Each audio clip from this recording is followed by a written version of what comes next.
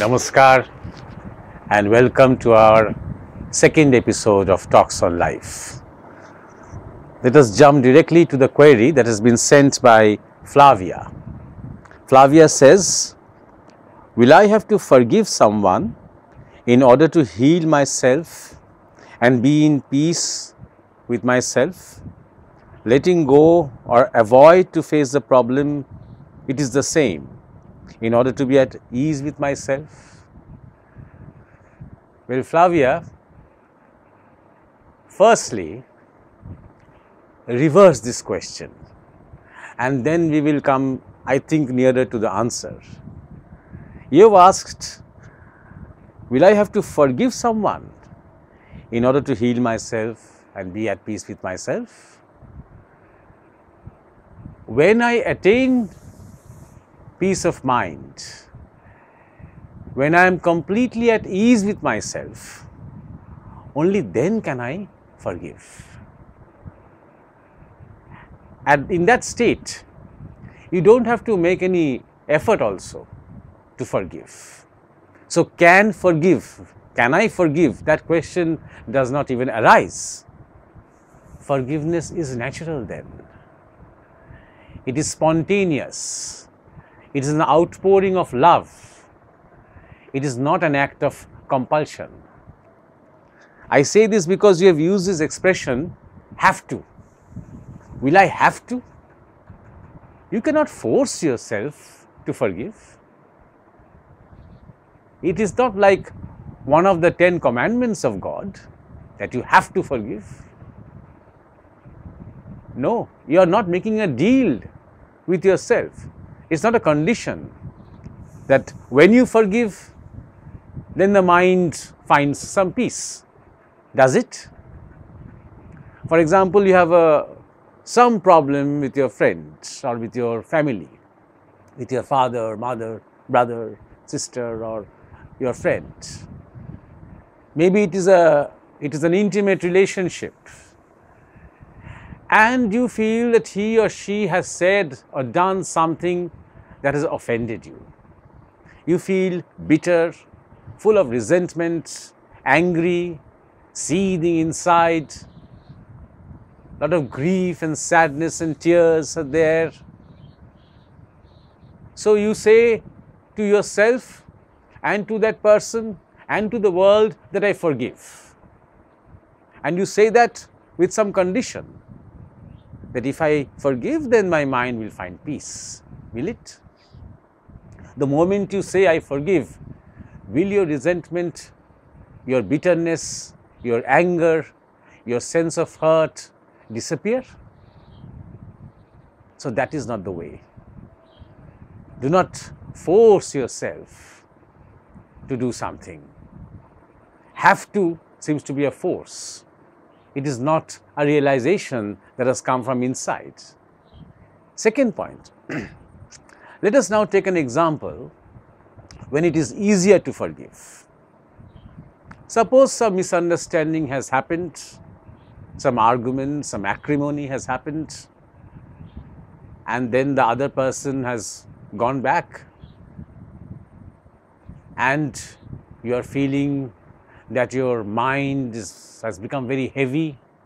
You are constantly thinking what has been said, why it has been said, because each one of us feels that I am right. That is why there is so much problem. Most of us feel that I am right and the other is wrong. So there is these waves that are coming all the time within you, and you are not able to cope with it. You want to say something, you want to pay back, you want to take revenge. And then after a few days, that person comes back to you and says very humbly, I'm sorry. If I've hurt you, if I've said something or done something to offend you, please don't be upset with me. I'm sorry. Let's be friends again. And then it is easy for you to forgive, because the other person has said sorry. But is that forgiveness transformative. It solves the problem for the time being. The relationship goes back to being normal. But that particular situation in which your friend had come and said sorry and you have forgiven, which is easy to do, it is slightly transformative for that friend, because he or she has softened his ego, has worked on himself, felt that he has made some mistakes, seen his faults within himself, and has come back to you. For you, opposite. You have not changed at all. In fact, now you feel vindicated. Now you feel that you were right from the beginning to the end. The fact that the friend has come back and said sorry makes you feel more right. The ego gets boosted. So the next time in a similar situation, again you will face the same predicament. So in this case, you do forgive, you can forgive, because your ego wins. There is a victory for you, that is why you can forgive. But that forgiveness is not transformative. My third point, let us go a little deep into this. When you have a problem with somebody, when there is an exchange of nasty words and there are bad vibrations between two people who are usually close and intimate, because normally what happens is, among very close relationships, there is a lot of resentment, not in distant relationships, because we have expectations from these relationships, because we have an image of ourselves, because we remember all the things that we have done for the other person. That is why when there is a difference, when there is an argument, then it becomes very nasty, because there is a lot of emotion involved. And when after such an incident you start to feel bad, what is the thing that you can do? Look into yourself. Try to find out what is the actual problem. And the first thing that the mind will say, the other person is the problem. He or she has said all these things or done all these things. Well, that is the first thing, that is the natural thing for the mind to say. The mind will find an excuse so that it will not be blamed. You see? So, see that excuse, that is the first instinctive reaction, that we are right and the other is wrong. See that, ignore it, go deeper. Yes, the other person has said and done something. Okay, that is the other person's problem. Maybe he has done something wrong to your eyes. That is his problem. What is your problem? Your problem is that you feel hurt. You feel offended. You feel humiliated. You feel betrayed. You feel backstabbed. Which part of you is feeling this? It is your mind. It is your emotion. It is your ego. It is your image, your constructed image of yourself that is feeling this hurt, this anger, this resentment. But is it you, the one who you actually are? The one who is trying to observe where I have been hurt. That is the real you. So, some emotions have been hurt, some expectations, some image which has been constructed over a period of time. That I am a good friend, I have always been nice to that person. Now, why he has behaved like this? So, it is all about me and I, and it is all about the image.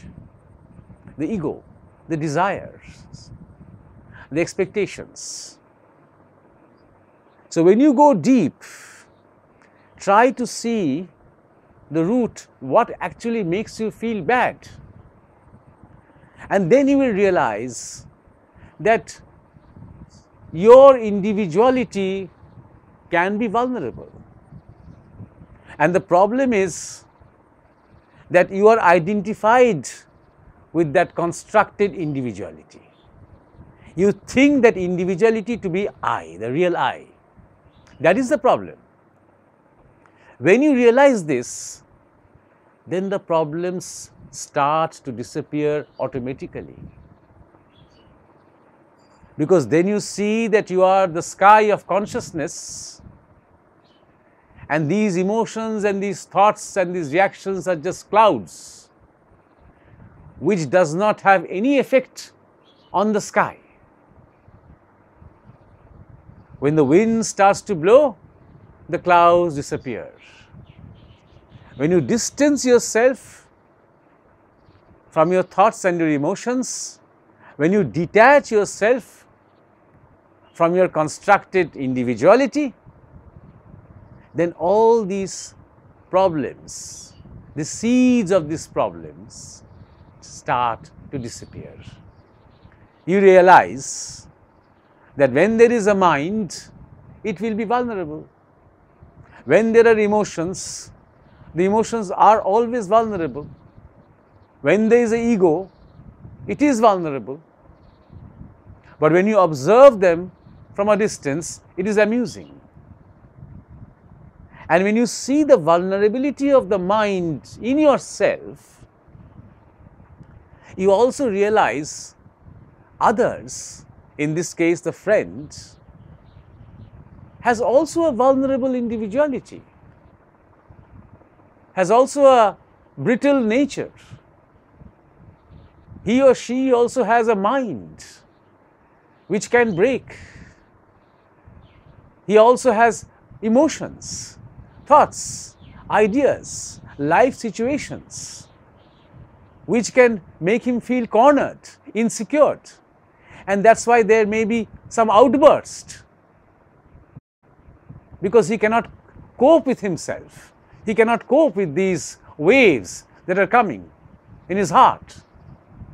So maybe he sometimes cross the limit and say things and do things without realizing that it might be offensive to somebody else. When you see this, when do you see this? When you have seen your own vulnerability from a distance, from the standpoint of a witness, then you can also see the vulnerability of someone else. When you see that, then there is only love. Forgiveness happens naturally. You don't have to try and forgive. You don't have to take a conscious decision, okay, I forgive all the bad things that you have done to me. You don't have to take such a decision. It's an outpouring of love. It's an expression of compassion. Because you feel the oneness with existence and also with that friend, where different natures are there, and there may be some conflict, but at the deeper level, we are all one. So this is the only way. Do not think of shortcuts. Always start with yourself. Whenever there is a problem, and whenever you want to deal with that problem, the first thing, the first instinct for us is to look outside. Reverse that. Look inside. See where they come from. And the moment you start seeing, that is the resolution. That is the solution. You don't have to do anything about it. You don't have to tell yourself, okay, let me take the seeds out and throw them. You don't have to do that. They will automatically disperse. And love and compassion and bliss will arise within you. And then forgiveness is natural. Well, this was the first question. The second query has come from Michelangelo, and he says, what is the difference between a guru, a sadguru, and a cheater? Is it possible to test a guru when you meet him for the first time by asking him a taste of samadhi? Well, Michelangelo, you know very well who a cheater is. And cheaters are not only found in the spiritual path, they are found everywhere, in every aspect, in every walk of life. There are cheaters among doctors, among teachers, among politicians, among businessmen, among professionals, among footballers, among stars. There are cheaters everywhere. So also in the spiritual, let's say, realm, not in the spiritual path, but in the spiritual world, there are cheaters. Why are there cheaters? Because most of us, most of the people who pretend to be seekers are actually magic hunters. They are miracle seekers. They are not really spiritual seekers. They are looking for people who will give them a shortcut to spiritual enlightenment. People who will preach that they will raise your kundalini within 7 days.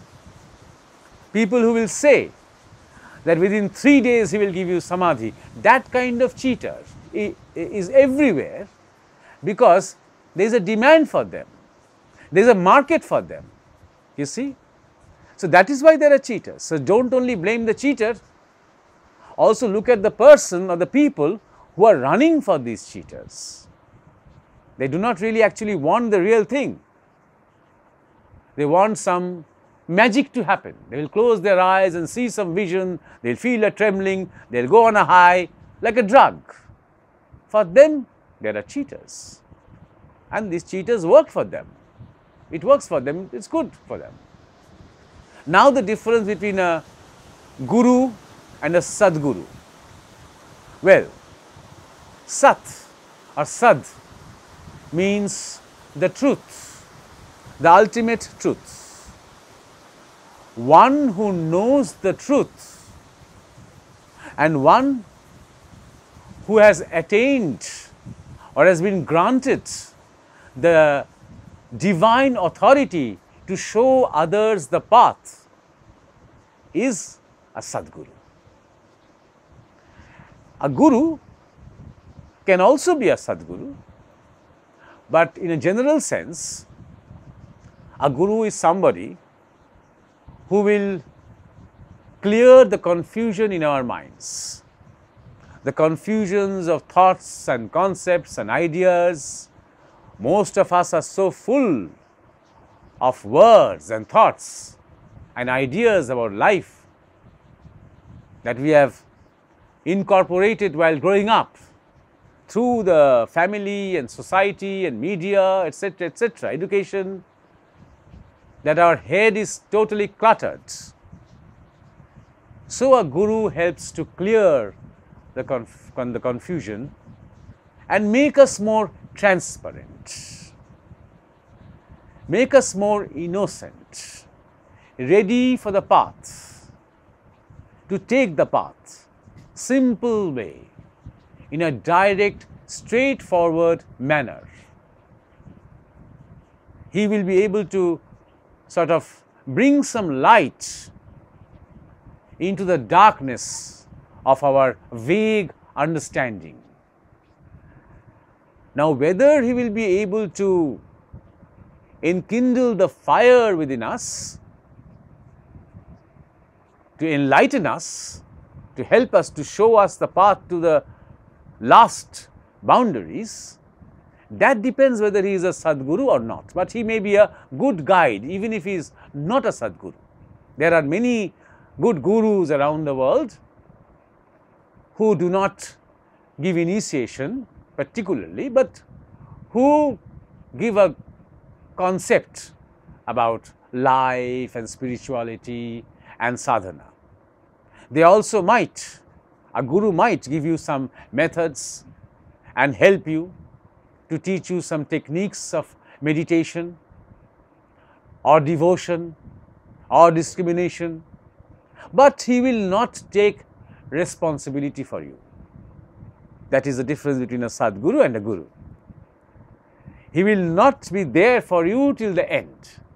He will show you the way in his own way. He will show you some techniques so that you can make some kind of a spiritual progress, and then he will leave you at that. Leave you with your own destiny, own fate.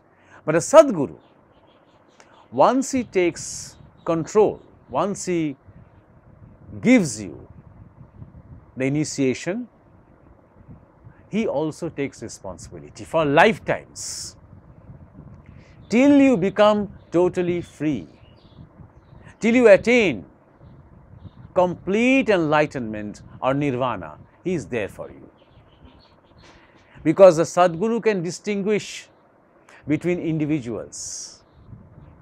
He doesn't give the same teaching to everybody. He can distinguish individual nature, what path is suited for whom. So that is, in short, the difference between a Sadguru, a Guru and a cheater. And now your second part of the question, that can you test your Guru by asking him to give you a taste of Samadhi? This is a very juvenile and a childish question. That shows that these kind of questions are asked by people who deserve cheaters to be their teachers. I will ask you a counter question. What is Samadhi? What do you think is Samadhi? Can you explain? Has anybody till this moment been able to define Samadhi? Because can it be defined? Is there somebody in Samadhi to define the experience? Number one. Number two, what do you mean by taste? Who will taste? You think your mind will have a taste of Samadhi?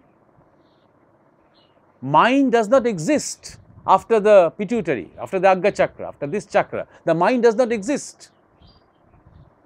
Do you think you will feel something inside? Feeling does not exist. All these are temporary things. The mind is born and the mind dies. Feelings are born and feelings die. And Samadhi, we are talking about an immortal experience, an immortal oneness. So who will taste Samadhi? And what do you mean? That you get a taste and then you come back and you forget all about Samadhi? You come back being ignorant? Is that possible? Do you really need a Guru after you get Samadhi? After you get a so-called taste of Samadhi, do you need a Guru after that? For what? You know Samadhi. When somebody has experienced Samadhi, he is always in Samadhi. Even if he is walking around, talking and smiling and eating and sleeping and chatting and drinking wine, he is always in Samadhi. That is what Samadhi means. Samadhi is a state of being. Samadhi is consciousness. Samadhi is when the river of individual life merges in the ocean of bliss. That is Samadhi. And from that ocean you come back to being a river and saying that I want to find the ocean. So this is a very foolish question. What do you mean? That you will test your Guru? How can you test your Guru? At what level are you to test somebody of that level? Somebody who has a great experience, lifetimes of evolution, maybe thousands of lifetimes ahead of you, and you will test him. How can you say that? It is like saying that an 8-year-old kid will go to the school and test his teachers and find out which teacher is good for me. Does that happen? Or is it the contrary? Is it the opposite? The teacher tests the student and then decides whether I will teach him, whether he is fit for my class. So, forget about testing gurus, because once you start getting into this trap, it will go on forever, endlessly. Even to the last day of your life, you will be trying to test some guru to find out whether you should take some Diksha or initiation from that person. This will go on forever. When you are really interested in spirituality, if you really want to go deep inside and seek the truth of your life, just do that. And then you will become a magnet which will attract the guru who is meant for you. Be absolutely certain about that. And if you really want to know that how will you feel inside, well, this person is my guru. Well, it's a much more subtle thing than tasting and testing. It's like when you are in front of your guru, it's like you are facing a mirror where for glimpse, for seconds, you see yourself. It's like you feel a bond, closer and more intimate than any other bonds in life, than any other relationships in life. Much deeper, much closer, much intimate.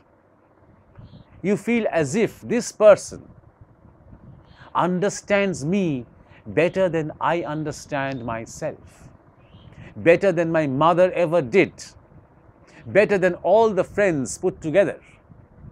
This person knows me inside out. You feel it. Inside you feel it. It's a very subtle feeling. Even to feel these things, you have to evolve. I hope I've been able to give you a satisfactory answer. Well, that is all for today. We'll be back with our third episode soon. Thank you and namaskar.